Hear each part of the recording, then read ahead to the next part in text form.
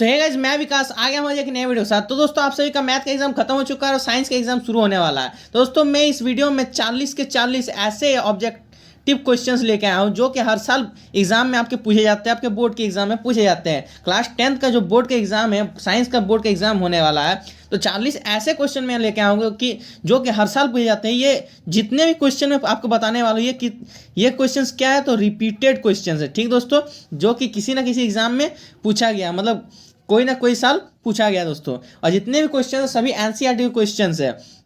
तो चलिए दोस्तों, बिना किसी देरी के इस वीडियो को शुरू करते हैं और इस वीडियो का आप अंत तक देखिएगा और आपके एग्जाम, बोर्ड के एग्जाम में ये जो क्वेश्चन है जरूर से जरूर आएंगे। अगर नहीं आएंगे तो हमें आकर इस तरह, अगर इस तरह के क्वेश्चन नहीं आते हैं तो हमें आके एक वीडियो में कमेंट करके जरूर बताइएगा। ठीक दोस्तों, आगे बढ़ते हैं। एक नंबर क्वेश्चन क्या पूछा गया है, यदि किसी अवतल दर्पण की फोकस दूरी f तथा वक्रता त्रिज्या r हो, जो अगर दोस्तों फोकस दूरी f और वक्रता की त्रिज्या r हो तो उसमें क्या करना है, संबंध दर्शाना है। तो एक का ऑप्शन बी सही आंसर हो जाएगा। एफ इक्वल टू क्या होता है, r/2, हमें फॉर्मूला पता होता है। अब 2 नंबर आते हैं, प्रकाश के परावर्तन के कितने नियम है। जो प्रकाश का परावर्तन है इसके कितने नियम है, तो इसके 2 नियम है दोस्तों। ठीक, 2 का बी ऑप्शन सही हो जाएगा। 3 का समतल दर्पण द्वारा बना प्रतिबिंब होता है। जो समतल दर्पण है दोस्तों, उसका जो प्रतिबिंब होता है कैसा होता है, तो हमेशा कैसा होता है, तो काल्पनिक होता है। ठीक दोस्तों, अब 4 नंबर, वाहनों के पार्श्व दृश्य दर्पण के रूप में किस दर्पण का उपयोग किया जाता है। वाहन का जो पार्श्व दर्पण के रूप में किस दर्पण का उपयोग किया जाता है, पीछे का जो दृश्य है देखने के लिए किस दर्पण का उपयोग किया जाता है। 4 का ऑप्शन नंबर बी सही आंसर हो जाएगा, उत्तल दर्पण का यूज किया जाता है। ठीक दोस्तों, 5 में क्या पूछा गया है, निम्न में से कौन सा पदार्थ लेंस बनाने के लिए प्रयुक्त नहीं किया जा सकता। जो कौन सा जो पदार्थ है लेंस बनाने के लिए प्रयुक्त नहीं किया जाता है, तो मिट्टी क्या है दोस्तों, लेंस बनाने के लिए प्रयुक्त किया जाता है, किया जा सकता है, नहीं किया जा सकता है। प्लास्टिक किया जा सकता है, कांच किया जा सकता है, जल किया जाता है, लेकिन मिट्टी नहीं किया जाता है। इसीलिए इसका ऑप्शन नंबर डी क्या हो जाएगा, सही आंसर हो जाएगा। 6 का काल्पनिक प्रतिबिंब होता है। जो काल्पनिक प्रतिबिंब होता है तो कैसा होता है, 6 का ऑप्शन ए हमेशा क्या होता है, तो सीधा होता है, यह सही आंसर हो जाएगा। 7 में क्या हो जाएगा, यदि f का मान 12 सेंटीमीटर तब r का मान क्या होगा। f का मान 12 सेंटीमीटर तो r का मान क्या होगा दोस्तों आप सभी को पता ही होगा। f is equal to, formula क्या होता है, f is equal to r/2 होता है फॉर्मूला। ठीक, हमें पता है।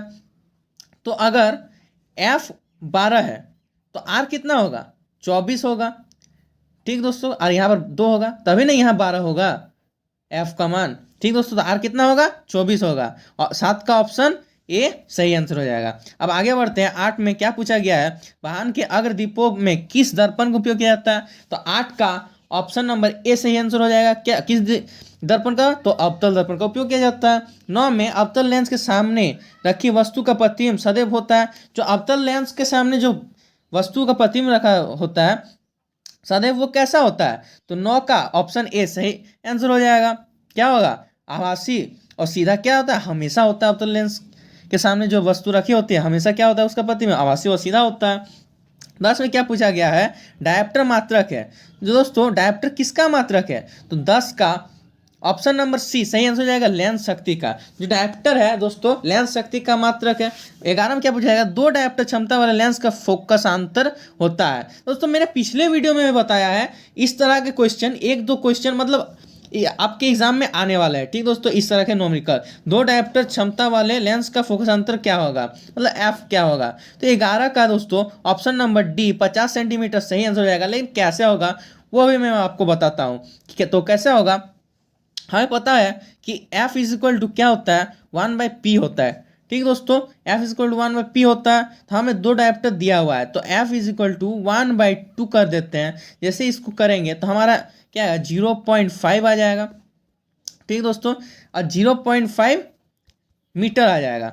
अरे यहाँ पर आंसर किस में है, तो सेंटीमीटर में। तो इसको क्या, किससे इंटू कर देंगे, तो 100 से इंटू कर देंगे। ये पॉइंट हटा है, यहाँ 10 आ गया, 1 0 1 0 इधर खत्म हो गया। तो टोटल आंसर क्या था, 50 सेंटीमीटर आंसर आ गया। ठीक है दोस्तों, तो इसका ऑप्शन नंबर डी सही आंसर हो गया। अब 11 तो हो गया, 12 में आते हैं। 12 में क्या पूछा गया, आंख के रंगीन भाग को क्या कहते हैं। आंख के जो रंगीन भाग है उसको क्या कहेंगे दोस्तों, तो 12 का ऑप्शन नंबर ए सही आंसर हो जाएगा, आइरिस कहेंगे। अब 13 में आते हैं। 13 में क्या पूछा, मानव नेत्र के जिस भाग पर किसी वस्तु का प्रतिबिंब बनता है वह क्या कहलाता है, दृष्टि पटल। तो 13 का ऑप्शन नंबर डी सही आंसर है दृष्टिपटल। जो मानव नेत्र है, जिस भाग पर किसी वस्तु का प्रतिबिंब बनता है उसको क्या कहते हैं? दृष्टिपटल कहते हैं। अब 14 पे आते हैं। 14 में क्या पूछा है? दिए गए समीकरण में कौन सी रासायनिक अभिक्रिया हो रही है? जो समीकरण दिया हुआ है तो इसमें कौन सा रासायनिक अभिक्रिया हो रहा है? तो 14 का ऑप्शन नंबर बी इसका सही आंसर हो जाएगा, वियोजन अभिक्रिया। क्यों हो रहा है? क्योंकि देखिए दोस्तों 2NaHCO3 जो है टूट टूट के 3 भाग में बढ़ गया, तो ये क्या हो रहा है? वियोजन हो रहा है। ठीक, तो वियोजन अभिक्रिया करेंगे। 15 में क्या पूछा गया? निम्नलिखित में कौन सी रासायनिक अभिक्रिया संतुलित है? तो इसमें से रासायनिक अभिक्रिया कौन सी संतुलित है? 15 का ऑप्शन डी सही आंसर हो जाएगा, ये संतुलित है। क्यों संतुलित है? क्योंकि दोस्तों देखिए यहाँ पर एक जिंक है तो इधर भी एक जिंक है, यहाँ पर एक कॉपर है तो इधर भी एक कॉपर है, यहाँ पर सल्फेट 4 है तो इधर भी 4 है, इसीलिए संतुलित है। मतलब LHS is equal to RHS होना चाहिए, तभी आपका क्या होगा? रासायनिक अभिक्रिया संतुलित होगा। अब आगे बढ़ते हैं 16 नंबर में। दिए गए समीकरण में किस पदार्थ का उपचयन तथा अपचयन हो रहा है? तो सबसे पहले उपचयन का मतलब क्या होता है? उपचयन का मतलब क्या होता है? ऑक्सीजन का जुड़ना। ऑक्सीजन का जुड़ना क्या होता है? उपचयन कहलाता है। ठीक दोस्तों, ऑक्सीजन का जुड़ना क्या कहलाता है? तो उपचयन कहलाता है। तो इसमें पूछा गया है दिए गए समीकरण में किस पदार्थ का उपचयन और किस पदार्थ का अपचयन हो रहा है? तो ऑक्सीजन किस में जुड़ रहा है दोस्तों? तो ऑक्सीजन जो है इसमें जुड़ रहा है दोस्तों। यहां पर दोस्तों थोड़ा मिसप्रिंट हो गया है, यहाँ पर दोस्तों थोड़ा मिसप्रिंट हो गया है। ठीक दोस्तों, क्योंकि यहाँ पर CuO होता है। ठीक दोस्तों, तो उपचयन किसका हो रहा है? तो कॉपर के साथ ऑक्सीजन जुड़ रहा है तो इसका उपचयन हो रहा है PbO।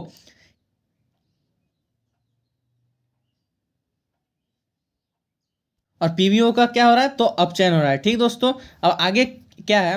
17 नंबर, विकृत गंधिता कौन से अभिक्रिया के कारण होता है? जो विकृत गंधिता है दोस्तों कौन से अभिक्रिया के कारण होता है? तो 17 का ऑप्शन ए सही आंसर हो जाएगा, तो उपचयन अभिक्रिया के कारण होता है। 18 में, चूने से सफेदी करते समय चूना में पानी डालने पर ऊष्मा निकलती है, इसमें कौन सी अभिक्रिया होती है? तो इसमें कौन सी अभिक्रिया होता है? तो 18 का ऑप्शन डी सही आंसर हो जाएगा, उष्मा छेपी वियोजन अभिक्रिया होती है। अब 19 में क्या है? लोहे की कील को कॉपर सल्फेट के विलयन में डालने पर कॉपर सल्फेट के विलयन का नीला रंग धूसर हो जाता है, इस प्रक्रिया में कौन सी अभिक्रिया होती है? ये जो अभिक्रिया है, ये जो प्रक्रिया है, इसमें कौन सी अभिक्रिया होती है दोस्तों? 19 का ऑप्शन सी सही आंसर हो जाएगा, विस्थापन अभिक्रिया होती है। अब 20 में आते हैं। 20 में क्या पूछा गया है दोस्तों? 20 में पूछा गया है निम्नलिखित में कौन सा प्राकृतिक सूचक है? तो 20 का ऑप्शन नंबर सी सही आंसर हो जाएगा, जो लिटमस है क्या है? प्राकृतिक सूचक है। ठीक दोस्तों, तो इसका ऑप्शन नंबर क्या हो जाएगा? सी सही आंसर हो जाएगा। एक ही पूछा गया क्या पूछा गया है? निम्नलिखित में से किस पदार्थ में लिटमस पत्र डालने पर वह लाल नहीं हो जाएगा? जो कौन सा पदार्थ है लिटमस पत्र डालने पर वह लाल नहीं हो जाएगा? ठीक दोस्तों, तो 21 का ऑप्शन नंबर डी सही आंसर हो जाएगा, यह लाल नहीं होगा। क्यों लाल नहीं होगा? क्योंकि अम्ल के लाल और नीला के क्षार, तो अम्ल जो है ये अम्ल है, ये अम्ल है और ये अम्ल है। ठीक दोस्तों, इसमें क्या हो जाएगा? अम्ल लाल हो जाएगा। और क्या हो रहा? लाल नहीं होगा, तो ये क्षार है। क्षार तो क्षार क्या होता है? नीला होता है, लाल नहीं होता है, तो लाल नहीं होगा। क्या ये C6H12O6। अब 22 में क्या पूछा गया है? दिए गए किस लवण में क्रिस्टलीकरण का जल मौजूद है? तो किस लवण में क्रिस्टलीकरण का जल मौजूद है? तो 22 का ऑप्शन सी सही आंसर हो जाएगा, CuSO4 × 5H2O। इसमें क्रिस्टलीकरण का जल मौजूद है। अब 23 में आते हैं। 23 में क्या पूछा गया है? अग्निशामक यंत्र में किस लवण का प्रयोग किया जाता है?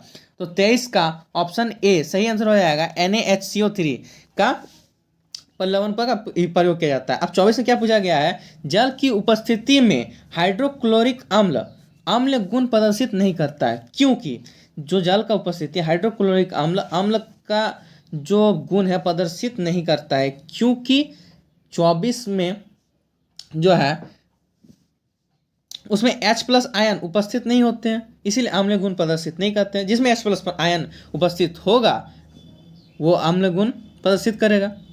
ठीक दोस्तों, तो 24 का ऑप्शन बी सही आंसर हो जाएगा। अब 25 में बढ़ते हैं। 25 में क्या पूछा गया? पदार्थ ABCD का pH मान क्रमशः 2, 7, 10, 14 है, यह पदार्थ में कौन अम्ल है? तो अम्ल क्या है दोस्तों? अम्ल का क्या होता है? pH मान 7 से कम होता है, तो वो क्या होता है? अम्ल होता है। तो इसमें 7 से कम क्या है? तो 2 है, तो ऑप्शन नंबर ए इसका सही आंसर हो जाएगा। ए का pH मान क्या है?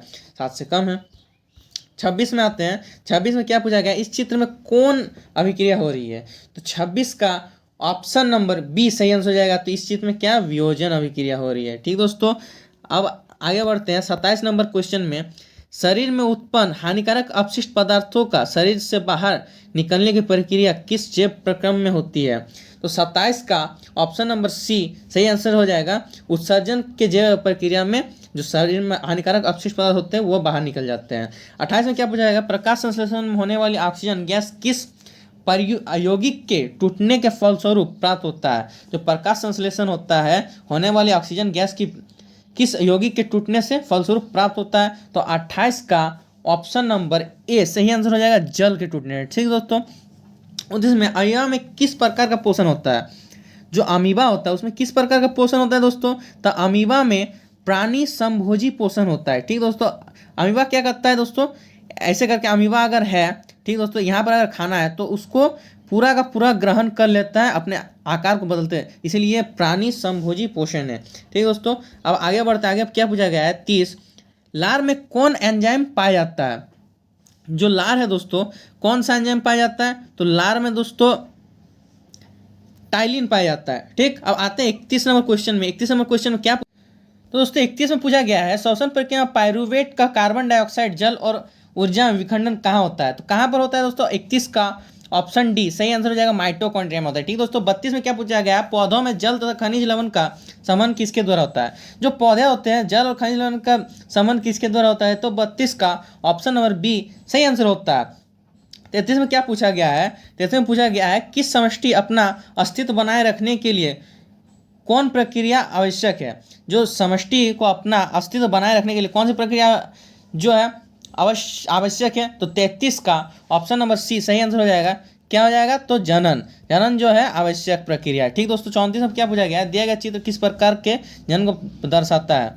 तो ये जो चित्र है दोस्तों किस प्रकार के जनन को दर्शा रहा है। तो 34 का ऑप्शन नंबर डी सही आंसर हो जाएगा। किस प्रकार के जनन को दर्शा रहा है, तो पुनरुद्ध भवन। ठीक दोस्तों, अब आगे 35 में पूछा गया परागकण का एक पुष्प से दूसरे पुष्प का स्थानांतरित होना क्या कहलाता है। जो परागकण है एक पुष्प से दूसरे पुष्प में स्थानांतरित होता है तो इसका क्या स्थानांतरित होना क्या कहलाता है। तो 35 का ऑप्शन नंबर बी इसका क्या हो जाएगा, सही आंसर हो जाएगा, परागन कहलाता है। क्या कहलाता है, परागन कहलाता है। 36 में पूछा गया है भ्रूण को माँ के गर्भाशय की किस भाग से पोषण मिलता है। जो भ्रूण है माँ के गर्भाशय के किस भाग से पोषण मिलता है। तो 36 का ऑप्शन ए सही आंसर हो जाएगा, प्लेसेंटा से। ठीक दोस्तों, 37 में एक उत्तम ऊर्जा के स्रोत की क्या विशेषता होती है।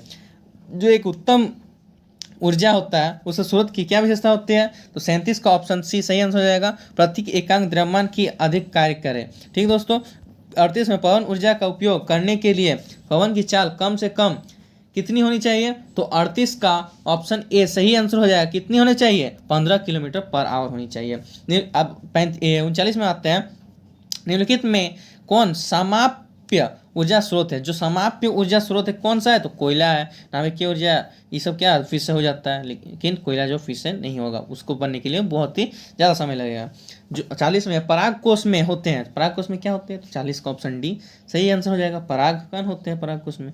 दोस्तों आपको ये वीडियो कैसा लगा, लाइक करके कमेंट करके और शेयर जरूर करें, अपने दोस्तों को भी शेयर करें और कमेंट करके जरूर बताइए आपको ये वीडियो आपको कैसा लगा। और इसी तरह के वीडियो आपको हमारे चैनल में मिलते रहेंगे, इसीलिए चैनल पे अगर आप नए हैं तो सब्सक्राइब कर लें और सब्सक्राइब नहीं किए हैं तो सब्सक्राइब कर लें और बेल आइकन को दबाना कभी ना भूलें।